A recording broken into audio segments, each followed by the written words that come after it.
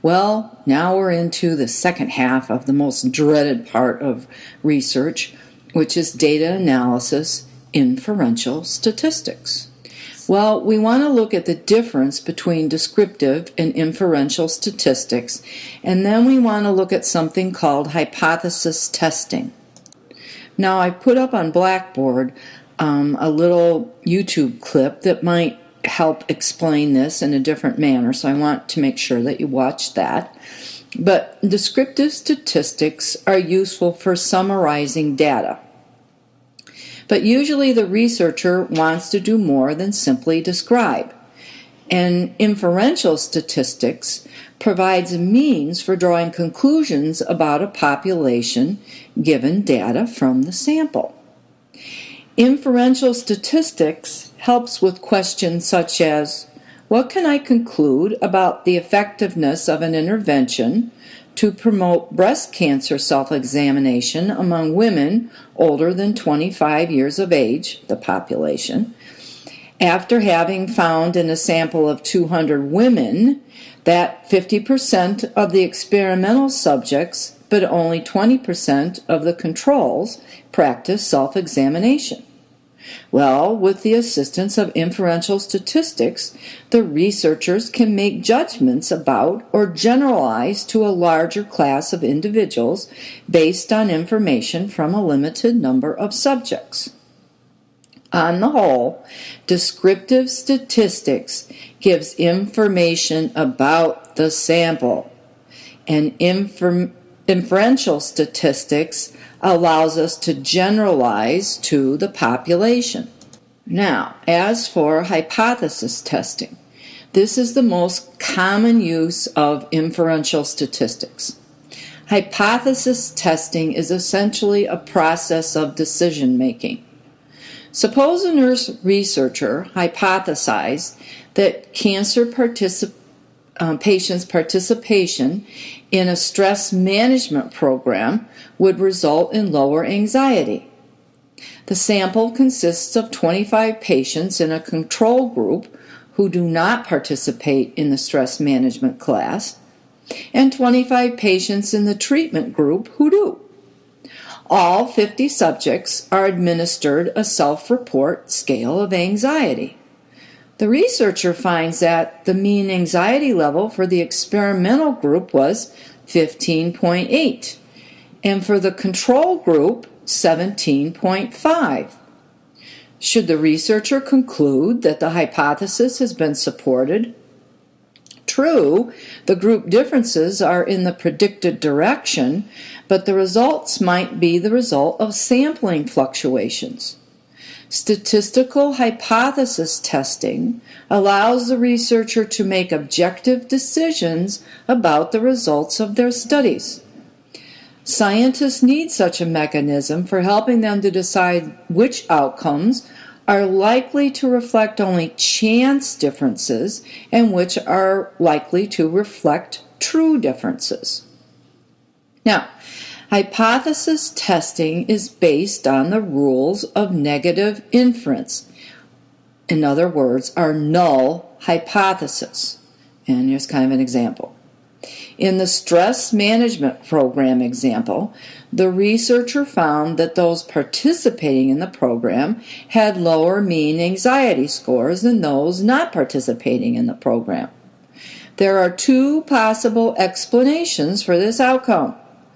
The experimental treatment was successful in reducing the patient's anxiety, or the differences resulted from chance factors, such as differences in anxiety levels of the two groups even before treatment. The first corresponds to the researcher's scientific hypothesis. The second corresponds to the null hypothesis. So our null hypothesis is a statement that there is no actual relationship between the variables, treatment and anxiety reduction, and that any such observed relationship is chance. The need for the null hypothesis lies in the fact that statistical hypothesis testing is basically a process of rejection. it is impossible to demonstrate directly and conclusively that the first explanation, the scientific hypothesis, is correct.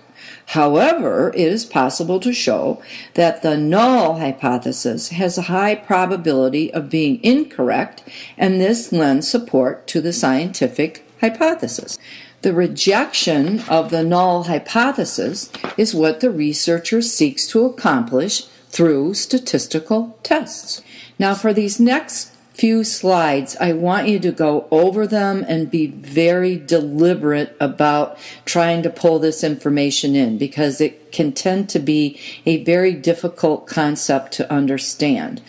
But it is the basis of our p-value, which is going to be important when you come to looking at the significance of your findings in your articles. Okay, we're going to look at type 1 and type 2 errors. A type 1 error occurs when the researcher concludes that the null hypothesis is false when it is actually true. Now think about that. What it really means is the results indicate that there is a significant difference for the researcher, when in reality there is not. For example, in our anxiety treatment program, when the researcher got done and ran his statistical tests, he or she would say, "Yes, indeed, that treatment did work," when in actuality it did not. And by saying that it did work, he committed a type 1 error. Now, a type 2 error occurs when the researcher concludes that the null hypothesis is true, but the null hypothesis is false, which means that the results indicate there was no significant difference for the researcher, when in reality there was a difference. And once again, using our anxiety example, the researcher would look at the treatment and run some statistical tests and say, "Oh man, there's no change here. It wasn't a good treatment," when in actuality there was a difference. Now this chart is about the occurrence of type 1 and type 2 errors and correct conclusions. Now, if you look underneath what the researcher says, the researcher can say that his findings were not statistically significant, or his findings were statistically significant. And these may be right or wrong. Now, across the top, where it says null hypothesis, the null hypothesis is true and the null hypothesis is false is the absolute truth. So, if the researcher says his findings were not statistically significant, and you go down the column of the null hypothesis is true, and you come to that point, it was a correct conclusion.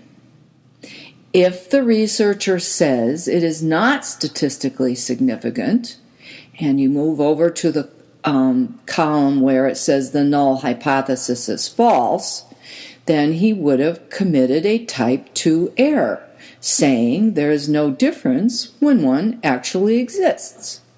Now, if the researcher says his findings were statistically significant, and you move over under the column where the null hypothesis is true, he would have committed a type 1 error. If he says the findings were statistically significant, and you move across where the null hypothesis is false, he would have made a correct conclusion.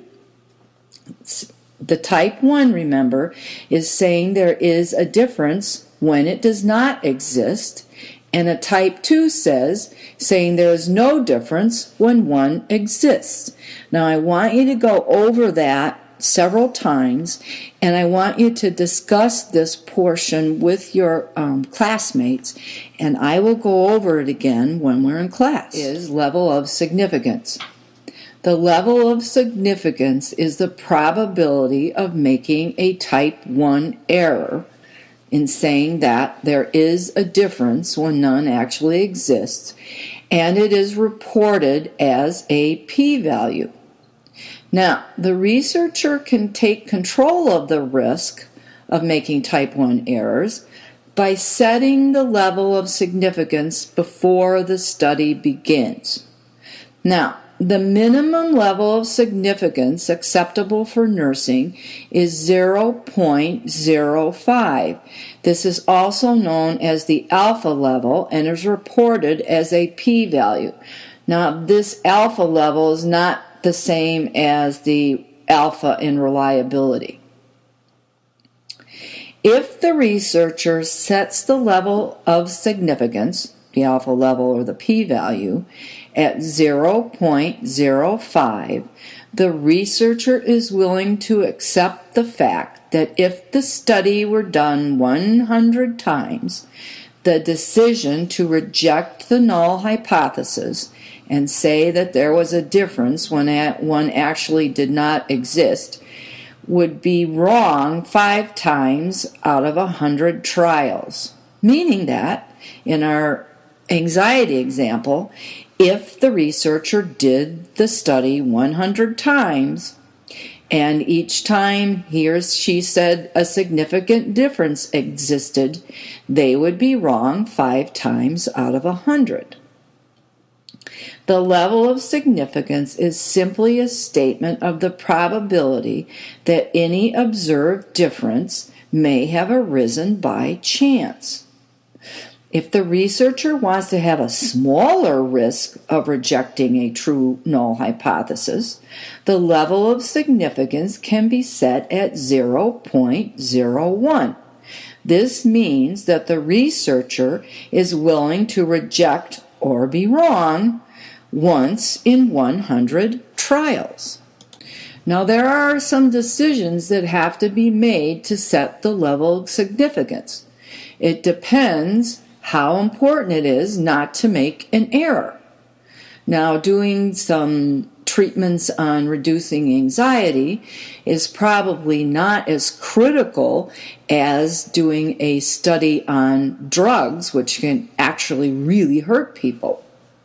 You would think that most researchers would want to keep the error rate so low, and so they would set a very, very low p-value. But when a p-value is lowered, there's also a risk that the researcher would not find any difference when one existed, and that is a type 2 error. So overall, the stricter the researcher is in preventing the risk of rejecting a true null hypothesis or making a type 1 error, the more likely it is of him accepting a false null hypothesis or making a type 2 error. Now we have to look at something called statistical significance and clinical significance. Now we have established the basic link between the magnitude of an observed difference and the calculated probability that such a difference could have arisen by chance. The game plan then is to determine this probability, and if it is sufficiently small, to conclude that the difference was unlikely to have occurred by chance alone. Using the cancer patients and anxiety, we end up saying that the cancer patients who received the intervention to reduce anxiety were significantly less anxious than those who did not at the 0.05 level of significance. This is the meaning behind statistical significance, that there was a sufficiently small probability of the observed difference arising by chance that we can conclude that the independent variable had some effect. There is a difference between statistical significance and practical or clinical significance. For example, suppose a researcher who loves classical music is interested in the effect of loud rap music on the behavior of lab mice. The researcher could design an experiment to study this phenomenon and find that rap music makes the mice act strangely. A statistical test suggests that this finding is not due to chance. However, such a finding might not have any practical significance. Although some would argue that this study has relevance to understanding the behavior of some young people, some would also argue that the study has no practical value. What's the relationship of the behavior of mice and young people? Thus, the findings may have statistical significance, but may not have any practical value. Well, we have to look at the difference between parametric tests and non-parametric tests. Parametric tests are the bulk of the inferential testing done by statisticians. They are characterized by 3 attributes. They involve the estimation of at least one parameter, which is a characteristic of a population. They require measurement on at least an interval scale, and they assume the variables follow the bell curve in distribution.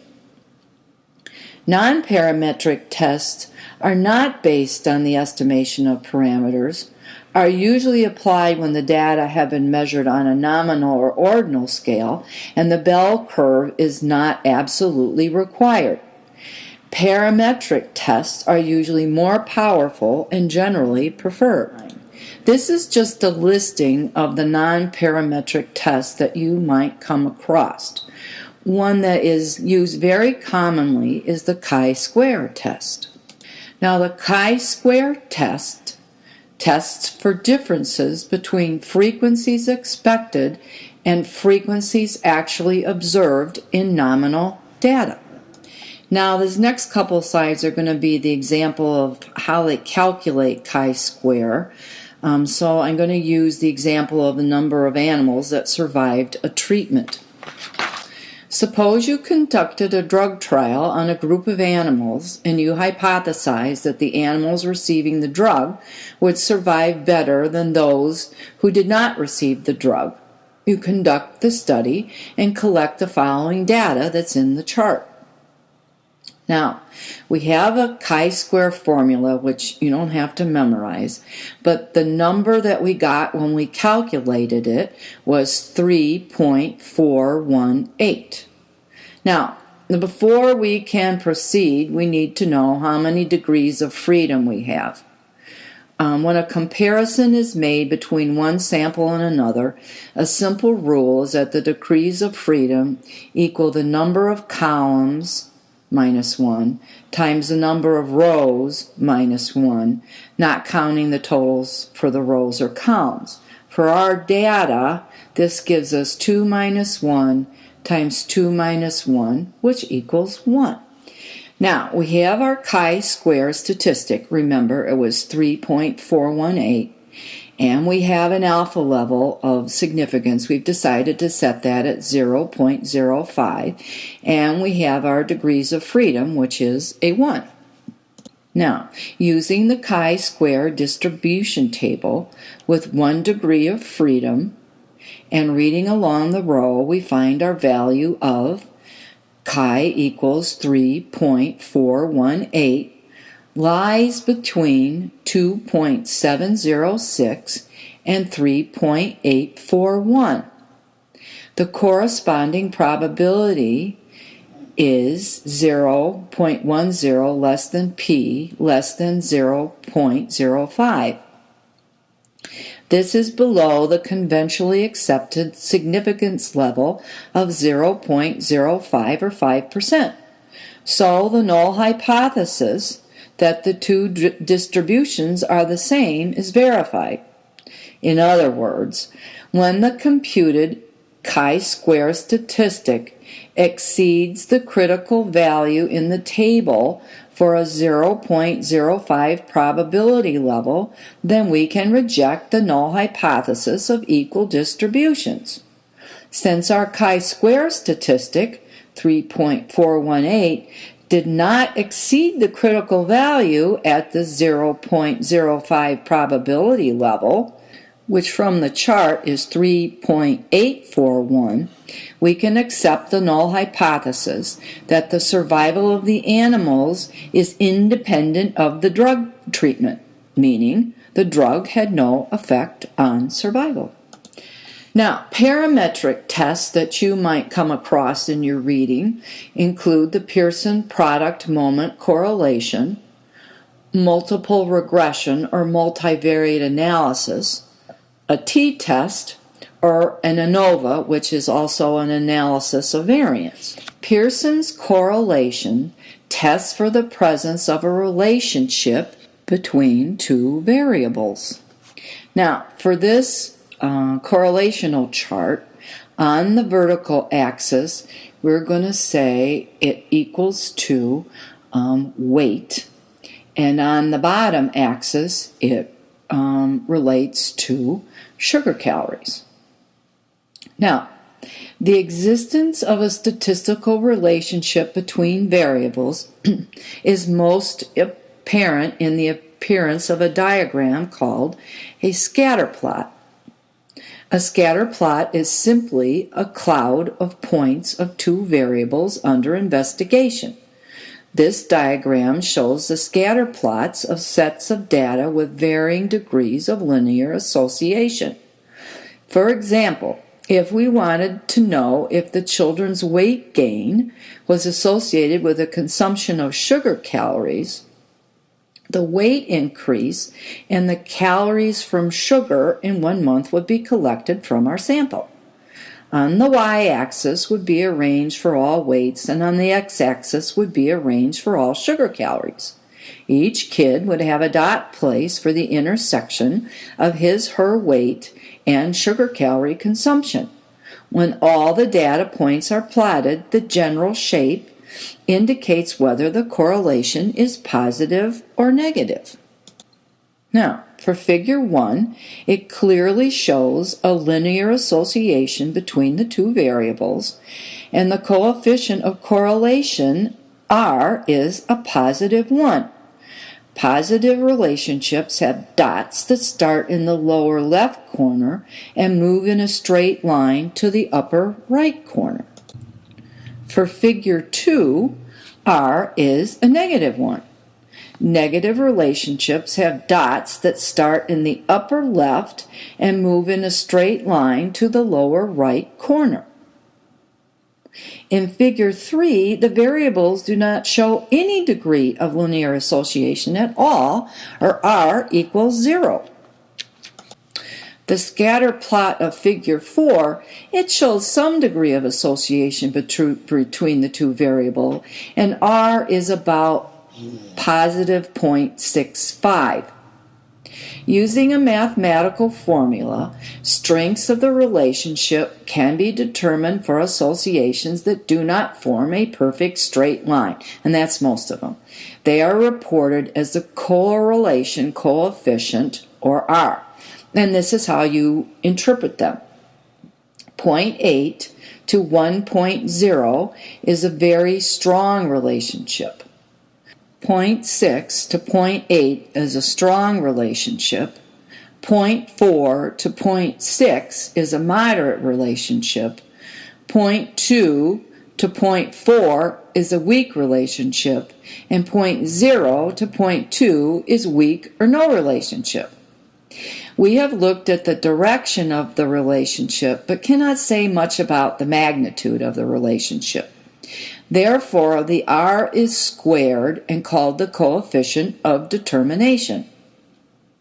For example, if patient age and length of stay are correlated and R equals 0.71, R squared would equal 0.5, meaning that knowing the patient's age provides about 50% or half the information needed to predict the patient's length of stay. Conversely, knowing a patient's length of stay provides 50% or half of the information needed to predict his or her age.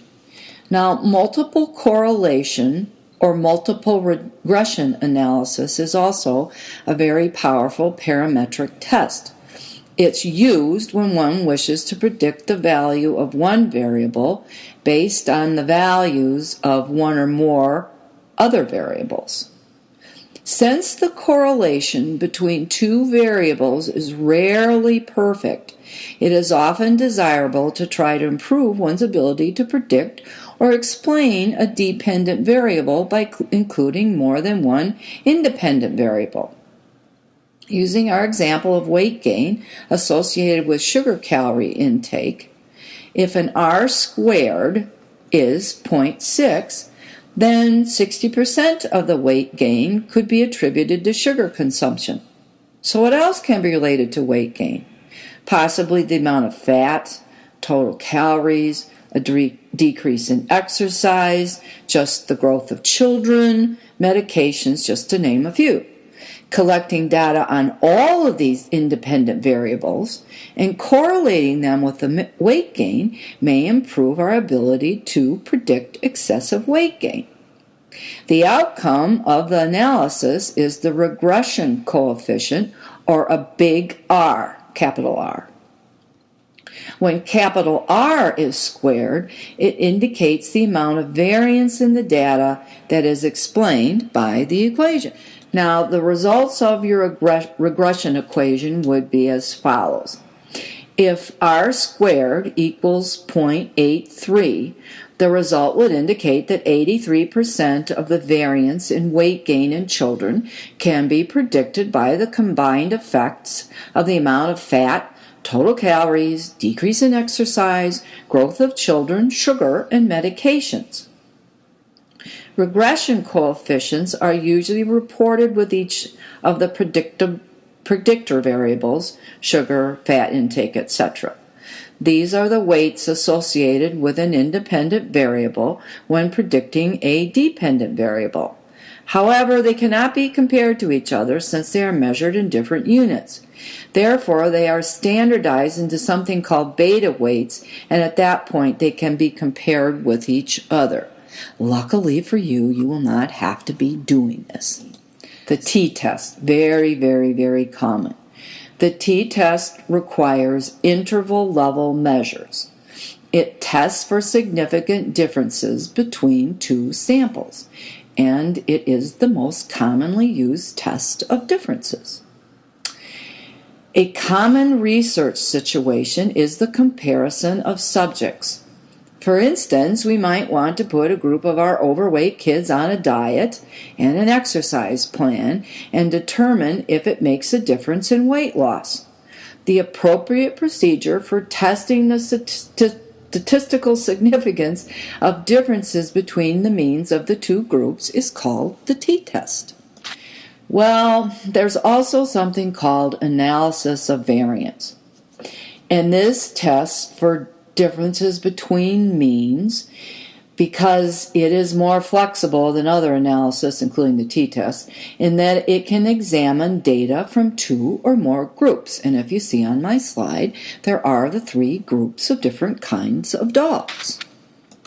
For example, with these groups of dogs, we might want to determine which groups of dogs actually protected their master's house in a better way. So you developed a research study and you got the results for the means of each of these three groups of dogs. But how are you supposed to tell the difference between the groups' means? Well, you run an analysis of variance. Well, the results of the analysis of variance was found to produce an F value of 9.75 at a p-value of 0.002. Well, what's that mean? Well, it will tell you that there is a difference among the groups, but it is not possible, just using the analysis of variance, to determine where the difference lies. You have to move on to something called a post-hoc test to determine where exactly the difference is. Well, post-hoc analysis are done when more than two groups are included in an ANOVA, or an analysis of covariance, and like I said, they determine which groups are significantly different. And in this case, we found that the dachshunds were actually the best watchdogs. And this is just a listing of some of the post-hoc analysis procedures that you're likely to come across in your reading of your articles. There's Bone-Ferroni's procedure, the Newman-Cool's test, the Tukey HSD test, the Sheff test, and the Dunnett's test. Well, this ends my lecture on inferential statistics, and I'm sure you'll be glad to know that I'm going to go over this in class.